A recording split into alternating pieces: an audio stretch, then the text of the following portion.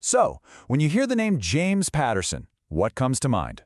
Probably thrillers, right? A literary giant. But we're not here to talk about his books. Not really. Today, we're diving into something much more personal. His playbook for life. The one he wishes he'd gotten a lot sooner. Okay, first, let's just get a sense of scale here.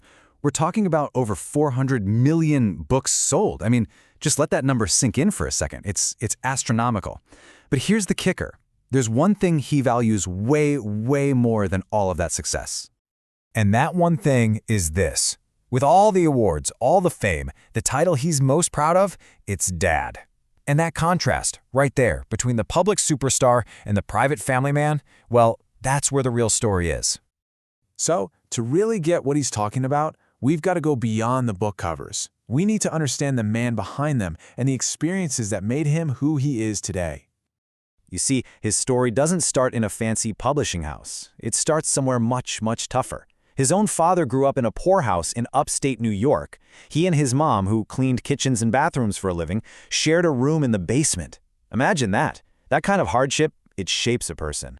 And that tough start created a man who, in turn, passed down his own kind of legacy. Not one of money or fame, but one of, well, emotional wounds. This is so important to understand because Patterson's biggest lessons didn't come from his wins. They came from his struggles.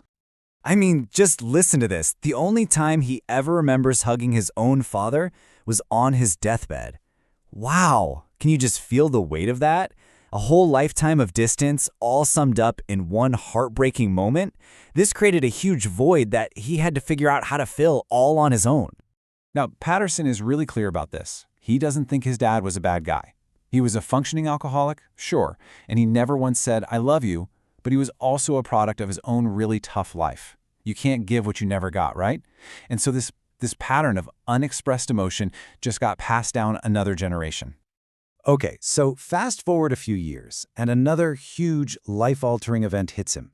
He loses his partner of 7 years, the first love of his life, to a brain tumor. And out of that incredible grief, something shifted. He had this total epiphany that changed everything for him emotionally. And here's what he realized. Watching her face death with so much grace, it hit him. First, that he was capable of loving someone that deeply, and second, and this is the big one, he realized that he was lovable. He says that for men especially, getting that it's huge. That was the moment he finally broke that cycle of inherited pain. So what does he do with all this? He turns his own story, all that hard-won wisdom, into a mission. He's basically created a playbook for modern dads, a guide that, it turns out, a lot of guys are really looking for. Check this out. For his book, his team asked more than 4,000 dads a really simple question. Could you be a better father? And the answer was staggering. 89% of them said yes. That tells you something, right? There's this massive shared feeling out there among dads that they want to do better. So what does better even mean? Well, this slide breaks it down perfectly. You've got two models of fatherhood. On one side, the old way he grew up with, stoic, distant, always has to be right. And then on the other side, the new model he's pushing for, a dad who's a present guide, who shows affection, who can actually say, "I messed up," and who teaches his kids resilience instead of just passing down his own issues. And he really distills this new model into a few key principles. It's not about being some perfect superhero dad. It's way simpler. It's about being present, not perfect. It's about teaching resilience, showing affection, and, having the guts to admit when you're wrong. It's all about progress, not perfection. And that first one, be present, is maybe the most important of all. He has this great phrase for it, be there. And what he means is, it's not just about being in the same house or the same room. It's about putting your phone away, clearing your head of work, and actually truly being with your kids. When you're with them, be there. Okay, so all of this builds up to his ultimate take on what really matters in life. And honestly, this is a huge perspective shift for anyone, whether you're a parent or not. Just think about this for a second.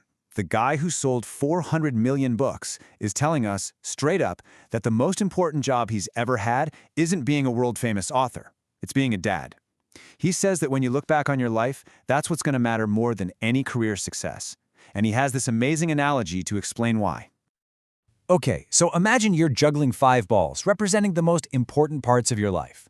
The work ball. That one's made of rubber. If you drop it, it'll probably bounce back. But the other balls, family, health, and spirit, those are made of glass. And if you drop one of those, it's going to get scuffed, cracked, or maybe even shatter completely. It's such a powerful way to think about what's fragile and what's resilient. And that really brings us right here to this final question for you. Because Patterson's message isn't about some huge, life-changing overhaul. It's about small things done consistently. So I'll leave you with this. What is the one small thing you can do, today, right now, to be just a little more present for the people who really matter in your life?